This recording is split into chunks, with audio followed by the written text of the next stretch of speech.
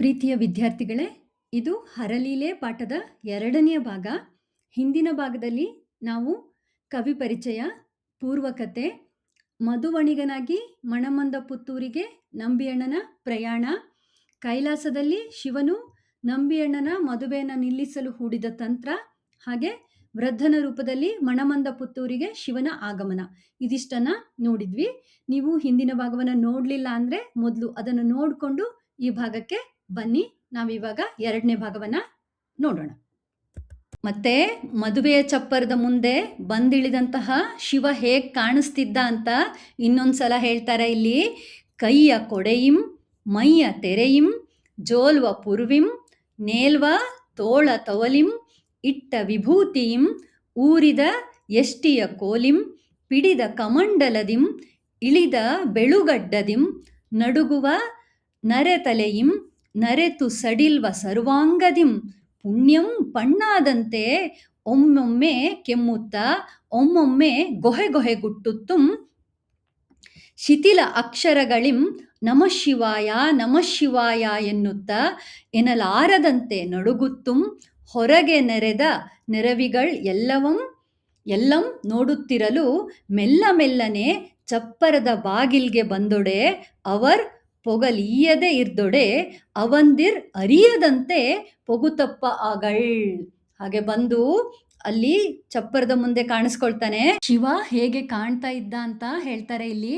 ಕೈಯ ಕೊಡೆಯಿಂ, ಕೈಯಲ್ಲಿ ಕೊಡೆಯನ್ನ ಹಿಡ್ದಿದ್ದಾನೆ. ಮೈಯ ತೆರೆಯಿಂ, ಮೈಯೆಲ್ಲ ಮುಪ್ಪಿನಿಂದ ಸುಕ್ಕುಗಟ್ಟಿದೆ. ಜೋಲ್ವ ಪುರ್ವಿಂ, ವಯಸ್ಸಾದ್ರಿಂದ ಹುಬ್ಬು ಸಡಿಲಾಗಿ ಜೋಲ್ತಾ ಇದೆ, ನೇತಾಡ್ತಾ ಇದೆ. ನೇಲ್ವ ತೋಳ ತವಲಿಂ, ತೋಳಿನ ಚರ್ಮ ಕೂಡ ವಯಸ್ಸಾದ್ರಿಂದ ಅದು ನೇತಾಡ್ತಾ ಇದೆ. ಇಟ್ಟ ವಿಭೂತಿಯಿಂ, ವಿಭೂತಿಯನ್ನು ಇಟ್ಕೊಂಡಿದ್ದಾನೆ. ಊರಿದ ಎಷ್ಟಿಯ ಕೋಲಿಂ, ವಯಸ್ಸಾದ್ರಿಂದ ಊರುಗೋಲನ್ನ ಊರ್ಕೊಂಡು ನಿಂತಿದ್ದಾನೆ. ಪಿಡಿದ ಕಮಂಡಲದಿಂ, ಕೈಯಲ್ಲಿ ಕಮಂಡಲವನ್ನ ಹಿಡಿದುಕೊಂಡಿದ್ದಾನೆ.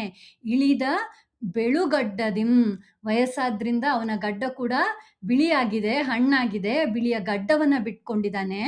ನಡುಗುವ ನರದಲೆಯಿಂ, ಅವನ ನೆರೆದ ತಲೆ ವಯಸ್ಸಾಗಿದ್ರಿಂದ ಅವನಿಗೆ ಅದು ನಿಲ್ತಾ ಇಲ್ಲ, ಆಗಾಗ ನಡುಗ್ತಾ ಇದ್ದಾನಂತೆ, ತಲೆ ಕೂಡ ನಡುಗ್ತಾ ಇದೆಯಂತೆ.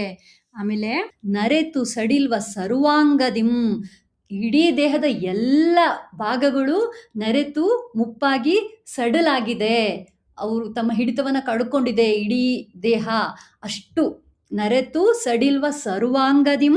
ಹೇಗೆ ಕಾಣಿಸ್ತಿದ್ದ ಅವನು ಅಂದರೆ ಪುಣ್ಯಂ ಪಣ್ಣಾದಂತೆ, ಪುಣ್ಯವೇ ಸಾಕಾರಗೊಂಡು ವೃದ್ಧನ ರೂಪ ಧರಿಸಿ ಬಂದಂತೆ ಕಾಣಿಸ್ತಿದ್ದಂತೆ. ಅವನ ಇಡೀ ಈ ದೇಹ, ಜೋಲುವ ಹುಬ್ಬು, ನೇಲುವ ತೋಳಿನ ಚರ್ಮ, ಇಟ್ಟಿರುವಂತಹ ವಿಭೂತಿ, ಆಧಾರಕ್ಕಾಗಿ ಅವನು ಊರ್ಕೊಂಡಿರುವಂತಹ ಅವನ ಕೋಲು, ಕೈಯಲ್ಲಿರುವಂತಹ ಕಮಂಡಲ, ಆ ಉದ್ದನೆಯ ಬಿಳಿಯ ಗಡ್ಡ, ಆ ವಯಸ್ಸಿನಿಂದಾಗಿ ನಡುಗ್ತಿರುವಂಥ ಅವನ ತಲೆ, ಅವನ ಇಡೀ ದೇಹದ ಅಂಗಗಳೆಲ್ಲ ಸಡಲಾಗಿದೆ.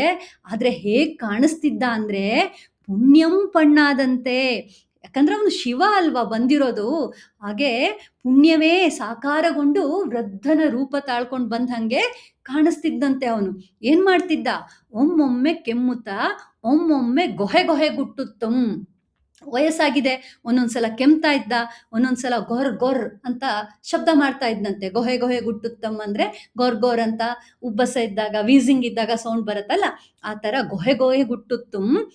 ಶಿಥಿಲಾಕ್ಷರಗಳಿಂ ಅಂದರೆ ತೊದಲು ಮಾತುಗಳಿಂದ, ವಯಸ್ಸಾದ್ಮೇಲೆ ಮಾತು ಅಷ್ಟು ಸರಾಗವಾಗಿ ಬರೋದಿಲ್ಲ, ಅಲ್ಲಲ್ಲಿ ತಡವರಿಸುತ್ತಲ್ವಾ, ಹಾಗೆ ಶಿಥಿಲಾಕ್ಷರಗಳಿಂದ, ತೊದಲು ಮಾತುಗಳಿಂದ ನಮಃ ಶಿವಾಯಂ ಎನ್ನುತ್ತಾ ಹೇಳ್ತಾ ಇದ್ದಂತೆ. ನಮಃ ಶಿವಾಯ ಒಂದೊಂದ್ಸಲ ಹೇಳ್ತಾ ಇದ್ದ.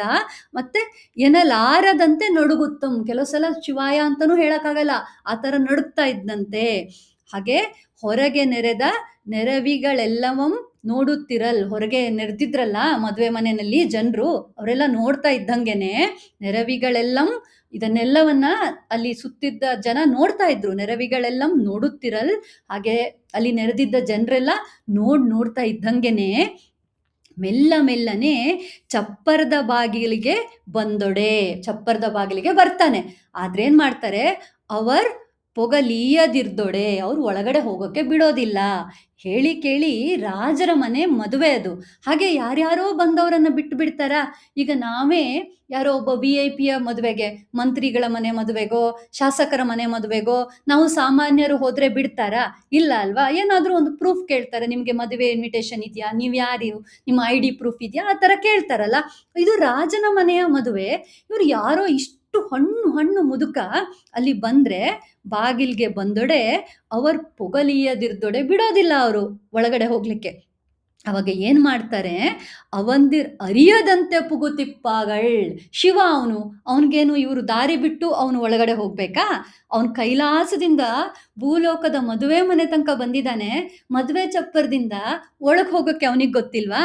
ಆಗ ಏನ್ ಮಾಡ್ತಾನೆ, ಅವಂದಿರ್ ಅರಿಯದಂತೆ, ಅವ್ರಿಗೆ ಗೊತ್ತಾಗದೆ ಇರುವಂತೆ ಪಗುತಪ್ಪಗಳ್ ಒಳಗೆ ಹೋಗ್ತಾ ಇದ್ದ. ಆಗ ಹೋಗ್ತಾ ಇದ್ದಾಗ ಏನಾಯ್ತು ಅಂತ ಮುಂದಿನ ಪದ್ಯಭಾಗದಲ್ಲಿ ಹೇಳ್ತಾರೆ. ಈಗ ಹೇಗೆ ಕಾಣಿಸ್ತಿದ್ದ ಅವನು ಮದುವೆ ಚಪ್ಪರದಲ್ಲಿ ಬಂದಿಳಿದಾಗ? ಕೈಯಲ್ಲಿರುವ ಕೊಡೆ, ಮೈಯ ಸುಕ್ಕು, ಸಡಿಲವಾದ ಹುಬ್ಬು, ನೇತಾಡುವ ತೋಳಿನ ಚರ್ಮ, ಇಟ್ಟಿರುವ ವಿಭೂತಿ, ನೆಲಕ್ಕೆ ಊರಿದ ಊರುಗೋಲು, ಹಿಡಿದ ಕಮಂಡಲ, ಇಳಿಯಬಿಟ್ಟ ಬಿಳಿಯ ಗಡ್ಡ, ನಡುಗುವ ನರೆತ ತಲೆ, ನರೆತು ಹೋಗಿರುವ ಸಡಿಲಾಗಿರುವ ಸರ್ವಾಂಗ, ಇಡೀ ದೇಹದ ಅಂಗಗಳೆಲ್ಲವೂ ಸಡಿಲಾಗಿದೆ. ಅವನು ಆ ರೀತಿ ಶಿಥಿಲವಾಗಿದ್ದಂತಹ ವೃದ್ಧನು ಪುಣ್ಯವೇ ಹಣ್ಣಾದಂತೆ ಕಾಣಿಸ್ತಾ ಇದ್ದಂತೆ ಅವನು. ಆಯ್ತಾ? ಹೇಗೆ ಕಾಣಿಸ್ತಿದ್ದ? ಪುಣ್ಯವೇ ಹಣ್ಣಾದ ಹಾಗೆ. ಆಮೇಲೆ ಏನು ಮಾಡ್ತಿದ್ದ?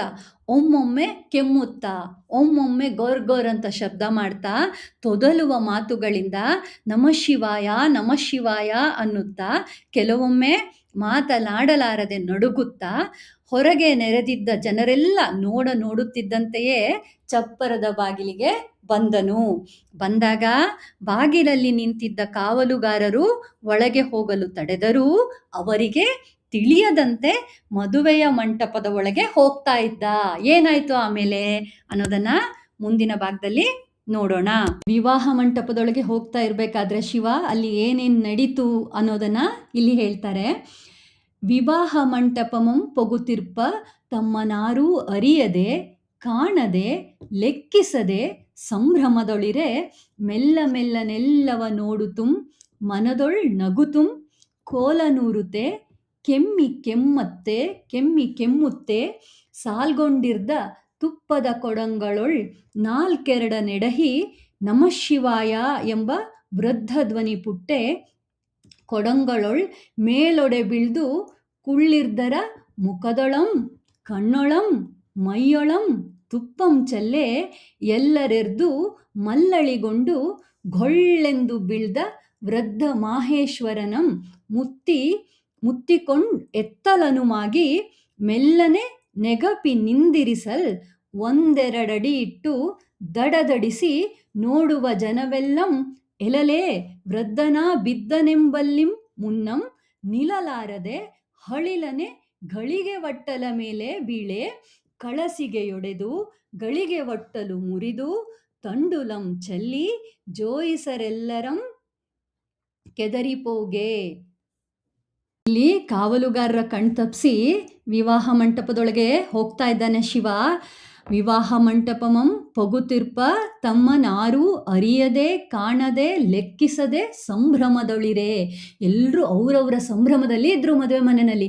ಈ ಮುಪ್ಪಿನ ಮುದುಕ ಹೋಗ್ತಾ ಇದ್ದಾನೆ, ಅವನು ಯಾರು, ಅವನನ್ನ ಲೆಕ್ಕಕ್ಕೆ ತಗೊಳ್ತಾ ಇಲ್ಲ, ಗಮನಿಸ್ತಾನೂ ಇಲ್ಲ ಅವರನ್ನ. ಹಾಗೆ ಇವನು ಕೂಡ ಮೆಲ್ಲನೆ ಎಲ್ಲವ ನೋಡುತ್ತುಂ ಮನದೊಳ್ ನಗುತುಂ, ಮನ್ಸಲ್ಲೇ ನಗ್ತಾ ಇದ್ದಂತೆ ಶಿವ. ಎಲ್ರೂ ಸಂಭ್ರಮದಲ್ಲಿರಿ, ಈ ಮದುವೆನ ನಾನು ಏನ್ ಮಾಡ್ತೀನಿ ನೋಡಿ ಅಂತ ಹೇಳ್ಕೊಂಡು ಮನ್ಸಲ್ಲೇ ನಗ್ತಾ ಇದ್ದಂತೆ. ಕೋಲನ ಊರ್ಕೊಂಡು ಕೆಮ್ಮುತ್ತೆ, ಅವಾಗವಾಗ ಕೆಮ್ಸ್ತಾ ಹೋಗ್ತಾ ಇದ್ದಂತೆ.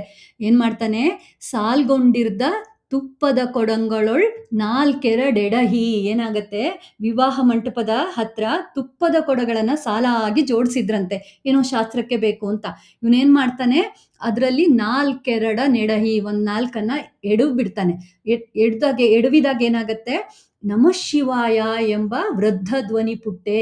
ಎಡವಿ ಬಿಟ್ಟು ನಮಃ ಶಿವಾಯ ಅಂತ ಹೇಳ್ಕೊಳ್ತಾನಂತೆ ವೃದ್ಧ ಧ್ವನಿಯಲ್ಲಿ. ಆವಾಗ ಮುಂದೇನಾಗತ್ತೆ, ಕೊಡಂಗೊಳೊಳ್ ಮೇಲೊಡೆ ಬೀಳ್ದು ಅದ್ರ ಮೇಲೇನೆ ಬಿದ್ದು ಬಿಡ್ತಾನಂತೆ. ಬಿದ್ದಾಗ ಕೊಡ ಒಡ್ದ್ ಹೋಗತ್ತೆ. ಅವಾಗೇನಾಗತ್ತೆ, ಮೇಲೊಳೆ ಬೀಳ್ದು ಕುಳ್ಳಿರ್ದರ ಮುಖದೊಳಂ ಕಣ್ಣೊಳಂ ಮೈಯೊಳಂ ತುಪ್ಪಂ ಚೆಲ್ಲೇ.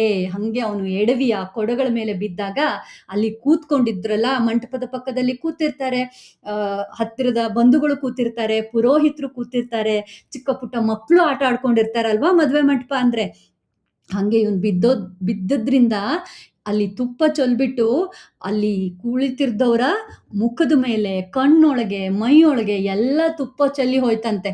ಆಮೇಲೆ ಎಲ್ಲರೂ ಎದ್ಬಿಟ್ಟು ಮಲ್ಲಳಿಗೊಂಡು ಗುಂಪುಗೂಡ್ಬಿಡ್ತಾರೆ. ಇದ್ದಕ್ಕಿದ್ದಂಗೆ ಹೀಗಾಗ್ಬಿಡ್ತಲ್ಲ, ಎಲ್ರಿಗೂ ಒಂದು ಆಶ್ಚರ್ಯ ಆಗ್ಬಿಟ್ಟು ಎಲ್ರು ಬೇಗ ಬೇಗ ಎದ್ದು ಗುಂಪುಗೂಡ್ಕೊಂಡಾಗ ಏನಾಗತ್ತೆ, ಅಷ್ಟೊತ್ತಿಗೆ ಗೊಳ್ಳೆಂದು ಬೀಳ್ದ ವೃದ್ಧ ಮಾಹೇಶ್ವರನಂ ಮುತ್ತಿಕೊಂಡು ಎತ್ತಲನುವಾಗಿ. ಅವ್ರು ನೋಡ್ತಿದ್ದಂಗೆ ಅವ್ನು ಬಿದ್ಬಿಟ್ನಲ್ವಾ, ಎಲ್ಲರೂ ಸೇರಿ ಅವನನ್ನ ಮುತ್ತಿಕೊಂಡು ಅವನನ್ನ ಸುತ್ತುವರೆದ್ಕೊಂಡು ಎತ್ತಲನುವಾಗಿ ಏಳಿಸ್ಬೇಕು ಅಂತ ಸಿದ್ಧರಾಗ್ತಾರೆ ಅವನನ್ನ.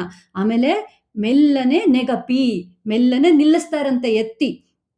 ಆಮೇಲೆ ಏನ್ ಮಾಡ್ತಾನೆ, ಎತ್ತಿ ನಿಲ್ಸಿದ್ರೆ ಮತ್ತೆ ಪುನಃ ಒಂದೆರಡು ಅಡಿ ಇಟ್ಟು ಒಂದೆರಡು ಹೆಜ್ಜೆ ಮುಂದಿಡ್ತಾನೆ, ದಡದಡಿಸಿ ಹಾಗೆ ಮತ್ತೆ ಪುನಃ ಬೀಳ್ತಾನೆ. ನೋಡುವ ಜನವೆಲ್ಲಂ ಎಲಲೇ ವೃದ್ಧನ ಬಿದ್ದನೆಂಬಲ್ಲಿಂ ಮುನ್ನಂ. ಅಯ್ಯಯ್ಯೋ ಅಲ್ಲಿ ನೋಡಿ ಮುದುಕ ಮತ್ತೆ ಬೀಳ್ತಿದ್ದಾನೆ ಅಂತ ಹೇಳೋಕ್ಕಿಂತ ಮೊದಲೇ ನಿಲ್ಲಲಾರದೆ ಹಳಿಲನೆ ಘಳಿಗೆ ಬಟ್ಟಲ ಮೇಲೆ ಬೀಳೆ. ಅಲ್ಲಿದ್ದ ಘಳಿಗೆ ಬಟ್ಟಲ ಮೇಲೆ ಬೀಳ್ತಾನಂತೆ. ಘಳಿಗೆ ಬಟ್ಲು ಅಂದ್ರೆ ಹಿಂದಿನ ಕಾಲದಲ್ಲಿ ಸಮಯವನ್ನ ಅಳೆಯಲು ಉಪಯೋಗಿಸ್ತಿರುವಂತಹ ಒಂದು ಸಾಧನ ಆಗಿತ್ತು. ಹೇಗಿರುತ್ತೆ, ಅದು ಒಂದು ಬೌಲ್ ಶೇಪಲ್ಲಿ ಇರುತ್ತೆ, ಮಧ್ಯದಲ್ಲಿ ಒಂದು ತೂತಿರುತ್ತೆ, ಅದಕ್ಕೆ ಒಂದು ಹೋಲ್ ಇರುತ್ತೆ ಅದರಲ್ಲಿ. ಅದನ್ನ ಒಂದು ದೊಡ್ಡ ಹಂಡೆಯಲ್ಲಿ ನೀರಿಟ್ಟು ಅದರ ಮೇಲೆ ಈ ಗಳಿಗೆ ಬಟ್ಟಲನ್ನ ತೇಲಿ ಬಿಡ್ತಾರೆ. ನಿಧಾನವಾಗಿ ಆ ಹಂಡೆಯ ನೀರು ಗಳಿಗೆ ಬಟ್ಲೊಳಗೆ ತುಂಬಿಕೊಂಡು ಆ ಗಳಿಗೆ ಬಟ್ಲು ತುಂಬಿದಾಗ ಅದು ನೀರಲ್ಲಿ ಮುಳುಗ್ಬಿಡತ್ತೆ. ಅವಾಗ ಒಂದು ಗಳಿಗೆ ಆಯ್ತು ಅಂತ. ಮತ್ತೆ ಪುನಃ ಅದನ್ನ ಮೇಲೆ ಎತ್ತಿ ಹಾಕ್ತಾರೆ, ಇನ್ನೊಂದ್ಸಲ ಮುಳುಗ್ದಾಗ 2 ಗಳಿಗೆ ಆಯ್ತು ಅಂತ. ಹಾಗೆ ದಿನಕ್ಕೆ 60 ಗಳಿಗೆ ಇದೆ.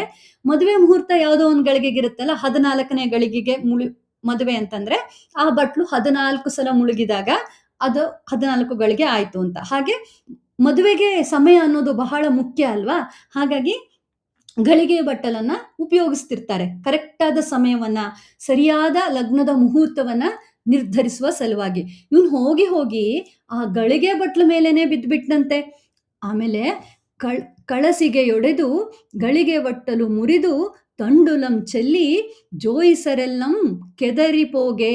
ಏನಾಯ್ತು ಮುಂದೆವೆ, ಕಲಶಗಳನ್ನ ಇಟ್ಟಿರ್ತಾರೆ ಪೂಜೆಗಂತ, ನೀರನ್ನು ತುಂಬಿಸಿ ಅದಕ್ಕೆ ಮಾವಿನ ಎಲೆಗಳಿಂದ ಅಲಂಕಾರ ಮಾಡಿ. ಆ ಕಲಶಗಳು ಒಡೆದು ಹೋದ್ವಂತೆ ಇವನು ಬಿದ್ದಾಗ. ಕಳಸಿಗೆಯೊಡೆದು ಗಳಿಗೆ ಬಟ್ಟಲು ಮುರಿದು ತಂಡುಲ ಅಂದ್ರೆ ಅಕ್ಕಿ, ಬಹುಶಃ ಅಕ್ಷತೆ ಎಲ್ಲ ಕಲಸಿ ಇಟ್ಟಿರ್ಬೇಕು ಮದುಮಕ್ಕಳಿಗೆ ಹಾಕ್ಲಿಕ್ಕೆ ಅಂತ, ಅದು ಕೂಡ ಚೆಲ್ಲಿ ಹೋಯ್ತಂತೆ. ಇದ್ದಕ್ಕಿದ್ದಂಗೆ ಇದೆಲ್ಲ ಆಗೋಯ್ತಲ್ಲ, ಅಲ್ಲಿ ಪೂಜೆಗೆ ಎಲ್ಲ ರೆಡಿ ಮಾಡ್ತಾ ಇದ್ದಂತಹ ಕುಳಿತಿದ್ದಂಥ ಜೋಯಿಸರು, ಪುರೋಹಿತರು ಇದ್ದಾರಲ್ಲ, ಮದುವೆ ಮಾಡಿಸೋ ಪುರೋಹಿತರು, ಅವರೆಲ್ಲ ಕೆದರಿಪೋಗೆ ಅತ್ತಿತ್ತ ಓಡೋಗ್ಬಿಟ್ರಂತೆ. ಏನ್ ನಡೀತಾ ಇದೆ ಅಂತಾನೆ ಅವ್ರಿಗೆ ಅರ್ಥ ಆಗ್ತಾ ಇಲ್ಲ. ಹಂಗೆಲ್ಲ ಆಗ್ಬಿಡ್ತು. ಇಲ್ಲಿ ಏನೇನು ಅಪಶಕುನ ಆಗ್ಬೇಕು ಎಲ್ಲ ಮಾಡ್ಬಿಟ್ಟ. ಮದುವೆಯ ಮುಹೂರ್ತವನ್ನ ಅಳೆಯುವಂತಹ ಗಳಿಗೆ ಬಟ್ಲನ್ನೇ ತುಂಡು ಮಾಡ್ಬಿಟ್ಟ. ಕಲಶವೇ ಮುರಿದು ಹೋಗ್ಬಿಡ್ತು, ಅಕ್ಷತೆಗಳೇ ಚೊಲ್ ಹೋಗ್ಬಿಡ್ತು. ಏನಾಗತ್ತೆ ಮುಂದೆ ಅಂತ ಮುಂದಿನ ಪದ್ಯ ಭಾಗದಲ್ಲಿ ನಾವು ನೋಡೋಣ. ಇದರ ರಿವಿಷನ್ ಅನ್ನ ಒಂದ್ಸಲ ನೋಡೋಣ. ವಿವಾಹ ಮಂಟಪದೊಳಗೆ ಹೋಗುತ್ತಿರುವ ತನ್ನನ್ನು ಯಾರೂ ಅರಿಯದೆ, ನೋಡದೆ, ಲೆಕ್ಕಿಸದೆ ಸಂಭ್ರಮದಲ್ಲಿರುವಾಗ ಶಿವನು ಮೆಲ್ಲನೆ ಅವೆಲ್ಲವನ್ನೂ ನೋಡುತ್ತಾ ಮನದೊಳಗೆ ನಗುತ್ತಾ ಕೋಲನೂರಿಕೊಂಡು ಕೆಮ್ಮುತ್ತಾ ವಿವಾಹ ಮಂಟಪದ ಬಳಿ ಸಾಲಾಗಿ ಜೋಡಿಸಲಾಗಿದ್ದ ತುಪ್ಪದ ಕೊಡಗಳಲ್ಲಿ 4 ಎಡವಿದಾಗ ಓಂ ನಮಃ ಶಿವಾಯ ಎಂಬ ಧ್ವನಿ ವೃದ್ಧನ ಬಾಯಿಂದ ಬಂತು. ಅವನು ಕೊಡಗಳ ಮೇಲೆ ಬಿದ್ದು ಅಲ್ಲಿ ಕುಳಿತಿದ್ದವರ ಮುಖಕ್ಕೆ, ಕಣ್ಣುಗಳಿಗೆ, ಮೈಯ ಮೇಲೆ ತುಪ್ಪ ಚೆಲ್ಲಿತು. ಆಗ ಎಲ್ರೂ ಎದ್ದು ಗುಂಪುಗೂಡಿ ದಡ್ಡನೆ ಬಿದ್ದ ವೃದ್ಧ ಮಾಹೇಶ್ವರನ ಸುತ್ತ ಸೇರ್ಕೊಂಡು ಅವನನ್ನು ಮೆಲ್ಲನೆ ಎತ್ತಿ ನಿಲ್ಸಿದ್ರು. ಅವನು 1-2 ಹೆಜ್ಜೆ ಇಟ್ಟು ತಡವರಿಸಿ ಅಲ್ಲಿ ನೆರೆದಿದ್ದ ಜನರೆಲ್ಲರೂ ಎಲೆಲೇ ವೃದ್ಧ ಬಿದ್ದನು ಅನ್ನುವಷ್ಟರಲ್ಲೇನೆ ಆತ ನಿಲ್ಲಲಾರದೆ ತಟ್ಟನೆ ಘಳಿಗೆ ಬಟ್ಟಲಿನ ಮೇಲೆ ಬಿದ್ದನು. ಆಗ ಅಲ್ಲಿದ್ದ ಕಲಶ ಒಡೆದು ಘಳಿಗೆ ಬಟ್ಟಲು ಮುರಿದು ಹೋಗಿ ಅಕ್ಕಿಯೆಲ್ಲ ಚೆಲ್ಲಿ ಹೋಯ್ತು. ಅಲ್ಲಿದ್ದ ಜೋಯಿಸರು ಅತ್ತಿತ್ತ ಚದುರಿ ಓಡಿ ಹೋದ್ರು ಅಂತ ಕವಿ ಹೇಳ್ತಾನೆ. ಮುಂದೆ ಬಿದ್ದೇಳಲಾರದೆ ಹಮ್ಮೈಸಿದಂತಿರೆ ಪರಿತಂದು ಕಣ್ಣೊಳಂ ಬಾಯೊಳಂ ನೀರಂ ತಲಿದು ಎಂತಕ್ಕೆ ಎಚ್ಚರಿಸೆ ಎತ್ತುವರ ಕೈಯ ಬಾಯೊಳೇ ಜೀವಂ ಹಿಡಿಯಬಾರದು ಮುಟ್ಟಬಾರದು ನೋಡಬಾರದು ನುಡಿಸಲರಿದು ಪಿಡಿದು ಬಿಟ್ಟಡೆ ತುಪ್ಪದ ಕೊಡದ ಮೇಲಲ್ಲದೆ ಬೀಳಂ. ಈ ವೃದ್ಧ ಬ್ರಾಹ್ಮಣನನ್ ಈ ಮುಪ್ಪಿನ ಮರುಳನನ್ ಈ ಗೌತಮನ ಗೋವನ್ ಈ ಬ್ರಹ್ಮೇತಿಕಾರನನ್ ಆರ್ ಪೊಗಿಸಿದರ್ ಆರ್ ತಂದರ್ ಅಂತ ಜನ ಮಾತಾಡ್ಕೊಳ್ತಾ ಇದ್ರಂತೆ.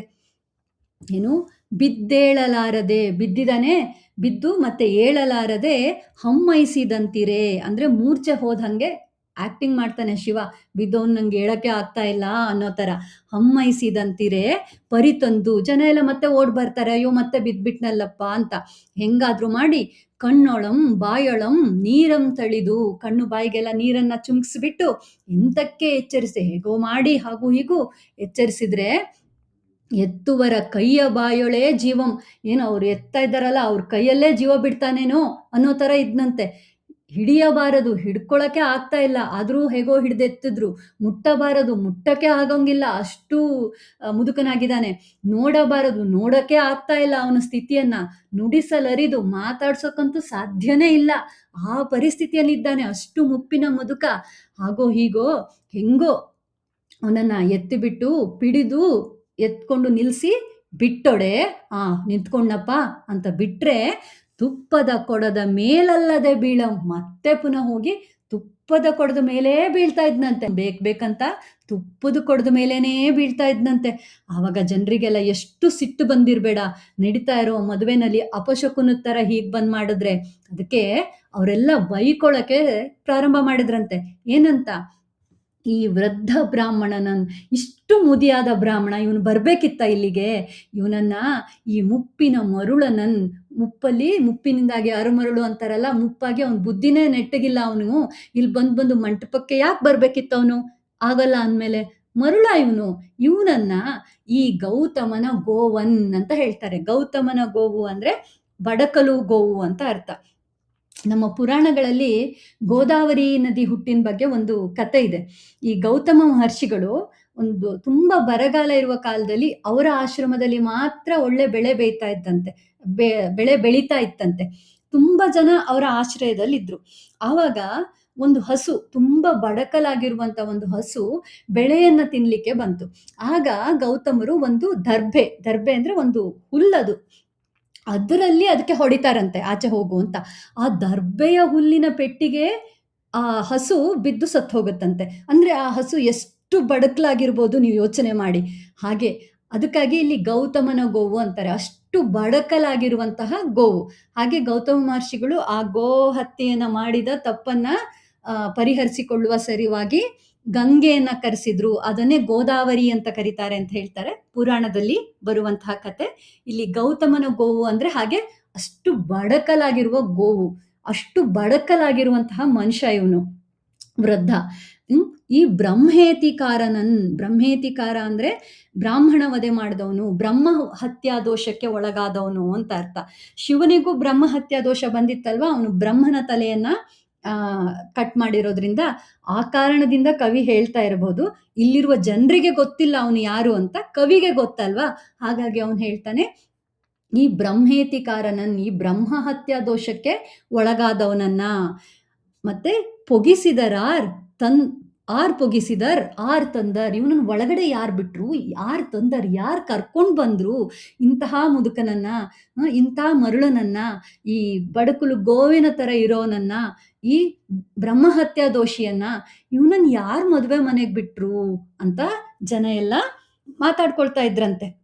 ಅಪಶಕುನ, ಇನ್ನೇನ್ ಈ ಮದುವೆ ಹಸನಾಗದೆನ್ನುತ್ತಾ ಎಲ್ಲರೂ ಮೆಲ್ಲನೆ ಕೈಯುಮಂ ಕಾಲುಮಂ ಪಿಡಿದೆತ್ತಿಕೊಂಡು ಹೋಗಿ ತಮ್ಮಾಯುಷ್ಯ ಭಾಷೆಗಳಂ ಪೊರಗಿಡುವಂತೆ ಚಪ್ಪರದ ಹೊರಗೆ ಮೆಲ್ಲ ನಿಳುಪಿ ಈತನಂ ಪೊಗಲೀಯದಿರಿ, ಈ ವೃದ್ಧನಂ ಪೊಗಿಸದಿರಿ ಎಂದು ಬಾಗಿಲವನ ನದುಹುತ್ತೆ ಕದವನಿಕ್ಕಿ ಒಳಗಂಪೊಗುವೈಸಕ್ಕೆ ಅವರಿ ಮುನ್ನವೇ ತಂದು ಒಳಗಂಪೊಕ್ಕು ತೋರಣದ ತಳಿರಂಪರಿದು ಶಿವದಿಡುತ್ತಿರಲ್ ಅವರ್ ಕಂಡು ಬೆರಗಾಗಿ ಈಗಳಿಂತು ಪೊರಗಿರಿಸಲ್ ಆಗಳಂತೆ ಬಂದು ಮುಂದಿರ್ದಪನ್ ಈ ವೃದ್ಧಂ ಕಿರುಕುಳನಲ್ಲ ಕಾರಣಿಕನಾಗಲೇ ವೇಳ್ಕುಂ ಎಂದು ನೋಡುತ್ತಿರ್ದರ್ ಅಂತ ಹೇಳ್ತಾನೆ ಕವಿ. ಏನಾಯ್ತು, ಇದೇ ಅಪಶಕುನ, ಇನ್ನೇನ್ ಈ ಮದುವೆ ಹಸನಾಗದು ಅಂತ ಜನ ಮಾತಾಡ್ಕೊಳ್ತಾರೆ. ಇಷ್ಟೆಲ್ಲ ಮಾಡಿದಾನೆ, ತುಪ್ಪದ ಕೊಳ ಒಡೆದು ಹೋಯ್ತು, ಕಲಶ ಒಡೆದು ಹೋಯ್ತು, ಅಕ್ಷತೆ ಚೊಲ್ಲಿ ಹೋಯ್ತು ಅಂದ್ರೆ ಇಷ್ಟು ಅಪಶಕುನ ಆಯ್ತು, ಇನ್ನು ಈ ಮದುವೆ ನಡೆಯೋದಿಲ್ಲ, ನಡೆದ್ರೂ ಸರಿ ಆಗೋದಿಲ್ಲ ಅಂತ ಜನ ಮಾತಾಡ್ಕೊಳ್ತಾರೆ. ಆದ್ರೂ ಈ ತೊಂದರೆ ಕೊಡ್ತಾನಲ್ಲ ಈ ವೃದ್ಧ ಅಂತ ಮೆಲ್ಲನೆ ಕೈಯುಮಂ ಕಾಲುಮಂ ಪಿಡಿದೆತ್ತಿಕೊಂಡು ಒಬ್ರು ಕೈ ಒಬ್ರು ಕಾಲು ಹಿಡ್ಕೊಂಡು ಹೋಗಿ ತಮ್ಮ ಆಯುಷ್ಯ ಭಾಷೆಗಳಂ ಪೊರಗಿಡುವಂತೆ ಚಪ್ಪರದ ಹೊರಗೆ ಮೆಲ್ಲ ನಿಳುಪಿ, ಚಪ್ಪರದ ಹೊರಗೆ ಇಳಿಸ್ಬಿಡ್ತಾರೆ ಅವನನ್ನ. ಹೇಗಿಳಿಸ್ತಾರೆ? ತಮ್ಮ ಆಯುಷ್ಯ ಭಾಷೆಗಳಂ ಪೊರಗಿಡುವಂತೆ ಅಂತ ಕವಿ ಹೇಳ್ತಾನೆ. ಇಲ್ಲಿ ಬಂದಿರೋನ್ ಯಾರು? ಶಿವ ಮೃತ್ಯುಂಜಯ. ಯಾರಿಗಾಗಿ ನಾವು ನಮ್ಮ ಆಯುಷ್ಯಕ್ಕಾಗಿ ದಿನ ಯಾರ ಮಂತ್ರವನ್ನ ಪಠನೆ ಮಾಡ್ತೀವಿ, ನಮ್ಗೆ ಆಯುಷ್ಯ ಕೊಡು ಅಂತ ಯಾವ ದೇವರನ್ನ ಬೇಡ್ಕೊಳ್ತೀವಿ, ಅಂತ ಶಿವನನ್ನೇ ಹೊರಗಡೆ ಇಡ್ತಾ ಇದ್ದಾರೆ ಇಲ್ಲಿಯ ಜನಗಳು ಗೊತ್ತಿಲ್ಲದೆ. ಅದಕ್ಕೆ ಹೇಳ್ತಾನೆ ಕವಿ, ತಮ್ಮ ಆಯುಷ್ಯ ಭಾಷೆಗಳಂ ಪೊರಗಿಡುವಂತೆ ಅವನನ್ನ ಹೊರಗಡೆ ಮೆಲ್ಲನೆ ಇಳುಪಿ. ಮತ್ತೆ ಕಾವಲುಗಾರರಿಗೆ ಹೇಳ್ತಾರೆ, ಈತನಂ ಪೊಗಲಿಯದಿರಿ, ಈ ವೃದ್ಧನಂ ಪೊಗಿಸದಿರಿ, ಒಳಗ್ ಬರೋಕೆ ಬಿಡಬೇಡಿ ಇವನನ್ನ ಅಂತ ಬಾಗಿಲವನ ನದುಹುತ್ತೆ. ಅದುಹುದು ಅಂತ ಹೇಳಿದ್ರೆ ಒಂದು ಡೌಟ್ ಪಡೋದು. ಅವರು ಕಾವಲುಗಾರನ ಮೇಲೆ ಒಂದು ಅನುಮಾನವನ್ನ ಪಡ್ತಾರೆ. ಇವನು ಹೇಗ್ ಬಂದ, ಮೊದಲು ಇವನೇ ಬಿಟ್ಟಿರ್ಬೇಕು ಅಂತ. ಅದಕ್ಕೆ ಇವಾಗ ಅವನಿಗೆ ಸ್ಟ್ರಿಕ್ಟ್ ಆಗಿ ಹೇಳ್ತಾರೆ, ಇವನನ್ನ ಒಳಗಡೆ ಬಿಡಬೇಡಿ ಅಂತ ಹೇಳ್ತಾ ಕದವನಿಕ್ಕಿ ಬಾಗಿಲು ಹಾಕೊಂಡು ಒಳಗಂಪೊಗು ವಯಸ್ಸಕ್ಕೆ ಅವಳು ಒಳಗೆ ಬರುವಷ್ಟರಲ್ಲಿ ಅವರಿ ಮುನ್ನವೇ ತಂದು, ಅವ್ರಿಗಿಂತ ಮೊದಲೇ ಬಂದ್ಬಿಟ್ಟು ಒಳಗೆ ಬಂದು ಒಳಗಂಪೊಕ್ಕು ತೋರಣದ ತಳಿರಂಪರಿದು ಶಿವದಿಡುತ್ತಿರಲ್, ಒಳಗಡೆ ಬಂದ್ಬಿಟ್ಟು ಅಲ್ಲಿ ತೋರಣಕ್ಕೆ ಎಲೆಗಳನ್ನ, ಮಾವಿನ ತಳಿರನ್ನ ಕಟ್ಟಿರ್ತಾರಲ್ಲ, ಮಾವಿನ ಎಲೆಗಳನ್ನೆಲ್ಲ ಅದನ್ನ ಹರಿತಾ ಇದ್ದಂತೆ. ಇವರು ಅವನನ್ನು ಹೊರಗಡೆ ಬಿಟ್ಟು ಇವರು ಒಳಗಡೆ ಬರೋಕ್ಕಿಂತ ಮೊದಲೇ ಅವನು ಒಳಗಡೆ ಬಂದು ತೋರಣಕ್ಕೆ ಕಟ್ಟಿದ್ದ ತಳಿರುಗಳನ್ನೆಲ್ಲ, ಎಲೆಗಳನ್ನ, ಮಾವಿನ ಎಲೆಗಳನ್ನ ಎಲ್ಲ ಹರಿತಾ ಶಿವದಿಡುತ್ತಿರಲ್, ಶಿವ ಶಿವ ಅಂತ ಕೂಗ್ತಾ ಇದ್ದಂತೆ. ಏನೋ ದೊಡ್ಡ ನ್ಯಾಯ ಕೇಳೋರ್ ತರ, ಇದೇನು ಅನ್ಯಾಯ ಅನ್ನೋರ್ ತರ ತೋರಣವನ್ನ ಹರಿತಾ ಶಿವದಿಡುತ್ತಿರಲ್ ಅವರ್ ಕಂಡು ಬೆರಗಾಗಿ ಬಿಟ್ರಂತೆ. ಆಶ್ಚರ್ಯ ಆಯ್ತಂತ ಅವ್ರಿಗೆಲ್ಲ. ಇಷ್ಟು ಮುದುಕ ಇವನು, ಈಗ ಹೊರಗಡೆ ಇಟ್ಟು ಬಾಗಿಲು ಹಾಕಿ ನಾವು ಒಳಗಡೆ ಬರೋದ್ರೊಳಗಡೆ ಇವನು ಒಳಗಡೆ ಇದ್ದಾನೆ ಅಂದ್ರೆ ಏನು ಅರ್ಥ ಇದಕ್ಕೆ? ಈಗಳಿಂತೂ ಪೊರಗಿರಿಸಲಾಗಿ ಆಗಳಂತೆ ಬಂದು ಮುಂದಿರ್ದನ್, ಈಗಷ್ಟೇ ಹೊರಗಡೆ ಅಲ್ಲಿ ಬಿಟ್ಟು ಬಂದ್ರೆ ಆಗ್ಲೇ ಬಂದು ಇಲ್ಲಿ ನಮ್ಮ ಮುಂದೆ ಇದ್ದಾನೆ. ಈ ವೃದ್ಧಂ ಕಿರುಕುಳನಲ್ಲ. ನಾವ್ ಅನ್ಕೊಂಡ್ವಿ ಇವನ್ ಯಾರೋ ಸುಮ್ನೆ ತೊಂದರೆ ಕೊಡೋದಕ್ಕೆ ಬಂದಿದ್ದ ಒಬ್ಬ ಮುದುಕ ಅಂತ ಅನ್ಕೊಂಡಿದ್ವಿ. ಖಂಡಿತ ಇವನು ಆ ತರದ ಮುದುಕ ಅಲ್ಲ, ಕಾರಣಿಕನಾಗಲ್ವೇಳ್ಕು. ಇವನ್ ಯಾರೋ ಅಸಾಧಾರಣ ಮನುಷ್ಯ, ದೇವತಾ ಮನುಷ್ಯ ಆಗಿರ್ಬೇಕು ಇವನು. ಸಾಧಾರಣರಿಗೆ ಬರೀ ತೊಂದರೆ ಕೊಡಬೇಕು ಅಂತ ಬಂದವ್ರಿಗೆ ಇದೆಲ್ಲ ಸಾಧ್ಯನೇ ಇಲ್ಲ. ಇವನು ಬರೀ ತೊಂದರೆ ಕೊಡೋಕೆ ಅಂತ ಬಂದವನಲ್ಲ, ಇವನು ಯಾರೋ ಅಸಾಧಾರಣ ಪುರುಷ, ದೇವತಾ ಪುರುಷ ಇರಬೇಕು, ಕಾರಣಿಕನಾಗಲ್ವೇಳ್ಕುಂ ಎಂದು ನೋಡ್ತಿದ್ರಂತ. ಅವ್ರಿಗೆ ಆಶ್ಚರ್ಯ ಆಯ್ತು, ಏನಪ್ಪ ಇದು ಅಂತ ಹೇಳ್ಬಿಟ್ಟು ನೋಡ್ತಾ ಇದ್ರು ಅಂತ ಇಲ್ಲಿ ಕವಿ ಹೇಳ್ತಾನೆ. ವೃದ್ಧನು ಬಿದ್ದು ಮೇಲೇಳಲಾರದಂತೆ ಮೂರ್ಛೆ ಹೋದಂತೆ ಇದ್ದಾಗ ಎಲ್ಲರೂ ಓಡಿ ಬಂದು ಕಣ್ಣಿಗೆ ಬಾಯಿಗೆ ನೀರು ಚುಮುಕಿಸಿ ಹೇಗೋ ಎಚ್ಚರಿಸಿ ಮೇಲೆತ್ತಿದರು. ಜೀವವನ್ನೇ ಕೈಯಲ್ಲಿ ಹಿಡಿದುಕೊಂಡಂತೆ ಆ ವೃದ್ಧನನ್ನ ಹಿಡಿಯಲಾರದೆ, ಮುಟ್ಟಲಾರದೆ, ನೋಡಲಾರದೆ, ಮಾತನಾಡಿಸಲು ಆಗದೆ ಹಿಡಿದೆತ್ತಿ ಬಿಟ್ಟ ಕೂಡಲೇ ಅವನು ತುಪ್ಪದ ಕೊಳದ ಮೇಲಲ್ಲದೆ ಬೇರೆಲ್ಲಿಗೂ ಬೀಳುತ್ತಿರಲಿಲ್ಲ. ಇದನ್ನು ನೋಡಿ ಅಲ್ಲಿ ಸೇರಿದ ಜನರೆಲ್ಲ ಈ ವೃದ್ಧ ಬ್ರಾಹ್ಮಣನನ್ನ, ಈ ಮುಪ್ಪಿನ ಮರುಳನನ್ನ, ಈ ಬಡಕಲು ಗೋವಿನ ತರ ಇರುವವನನ್ನ, ಈ ಬ್ರಹ್ಮಹತ್ಯಾ ದೋಷಿಯನ್ನ ಒಳಗೆ ಯಾರು ಬಿಟ್ರು, ಯಾರು ಕರ್ಕೊಂಡು ಬಂದ್ರು, ಯಾರು ಕರೆತಂದರು ಇವನನ್ನ, ಇದು ಅಪಶಕುನ, ಇನ್ನೇನು ಈ ಮದುವೆ ಸರಿಯಾಗುವುದಿಲ್ಲ ಅನ್ನುತ್ತಾ ಎಲ್ಲರೂ ಮೆಲ್ಲಗೆ ಅವನ ಕೈಕಾಲನ್ನ ಹಿಡಿದು ಎತ್ತಿಕೊಂಡು ಹೋಗಿ ತಮ್ಮ ಆಯುಷ್ಯದ ಭಾಷೆಗಳನ್ನು ಹೊರಹಾಗುವಂತೆ ಚಪ್ಪರದ ಹೊರಗೆ ಮೆಲ್ಲಗೆ ಇಳಿಸಿದ್ರು. ಆಮೇಲೆ ಬಾಗಿಲು ಕಾಯುತ್ತಿದ್ದವನ ಮೇಲೆ ಸಂಶಯ ಪಡುತ್ತಾ ಈ ವೃದ್ಧನನ್ನು ಒಳಗೆ ಬಿಡಬೇಡ ಎಂದು ಹೇಳಿ ವಿವಾಹ ಮಂಟಪದ ಬಾಗಿಲನ್ನು ಹಾಕಿಕೊಂಡು ಒಳಗೆ ಹೋಗುವಷ್ಟರಲ್ಲಿ ವೃದ್ಧ ಮಾಹೇಶ್ವರನು ಅವರಿಗಿಂತ ಮುನ್ನವೇ ಒಳಗೆ ಬಂದು ಅಲ್ಲಿದ್ದ ತೋರಣದ ತಳಿರನ್ನು ಕಿತ್ತು ಬಿಸಾಡುತ್ತಾ ಶಿವ ಶಿವ ಅಂತ ಕೂಗುತ್ತಿದ್ದನು. ಇದನ್ನ ನೋಡಿ ಅವರೆಲ್ಲರೂ ಬೆರಗಾದರು. ಈಗ ತಾನೇ ಈತನನ್ನ ಹೊರಗೆ ಹಾಕಿ ಬಂದಿದ್ದೇವೆ, ಆದರೆ ಈತ ನಮಗಿಂತ ಮುಂಚೆಯೇ ಬಂದು ಒಳಗಿರುವನು. ಈ ವೃದ್ಧನು ಕಿರುಕುಳ ಕೊಡಲು ಬಂದಂತೆ ತೋರುತ್ತಿಲ್ಲ. ಈತ ಯಾರೋ ಕಾರಣಿಕ ಇರಬೇಕು ಎಂದು ಅವನನ್ನ ವಿಸ್ಮಯದಿಂದ ಆಶ್ಚರ್ಯದಿಂದ ನೋಡ್ತಾ ಇದ್ರಂತೆ. ಇದು ಹರಲೀಲೆ ಪದ್ಯದ ಭಾಗ ನಿಮ್ಮ ಕ್ಲಾಸ್ಗೆ ಈ ವರ್ಷ ಇರುವಂಥದ್ದು. ನಂಬಿ ಅಣ್ಣನ ರಗಳೆಯಲ್ಲಿ ಇದು ಬಹಳ ಸುಂದರವಾದ ಭಾಗ. ಇದು ಮುಂದೆ ಇದೆ. ಹೇಗೆ ಅವನ ಮದುವೆಯನ್ನು ನಿಲ್ಲಿಸ್ತಾನೆ, ನಂಬಿ ಅಣ್ಣನ ತನ್ನ ತೊತ್ತು ಅಂತ ಹೇಗೆ ಹೇಳ್ತಾನೆ, ಹೇಗೆ ಪರವೆ ಮತ್ತು ಸಂಕಿಲಿಯರೊಂದಿಗೆ ಅವನ ಮದುವೆ ಮಾಡಿಸ್ತಾನೆ ಅಂತ. ವೃದ್ಧ ಮಾಹೇಶ್ವರ ಲೀಲೆ ಅಂತ ಬಹಳ ಪ್ರಮುಖವಾದ ಒಂದು ಭಾಗ ನಂಬಿ ಅಣ್ಣನ ರಗಳೆಯಲ್ಲಿ. ನಿಮಗೆ ಮುಂದಿನ ತರಗತಿಗಳಲ್ಲಿ ಈ ಗದ್ಯ ಭಾಗ ಮುಂದುವರೆದ ಭಾಗ ಬಂದರೆ ನೀವು ಅದನ್ನು ಆವಾಗ ಓದ್ಕೋಬಹುದು. ನಮಸ್ಕಾರ.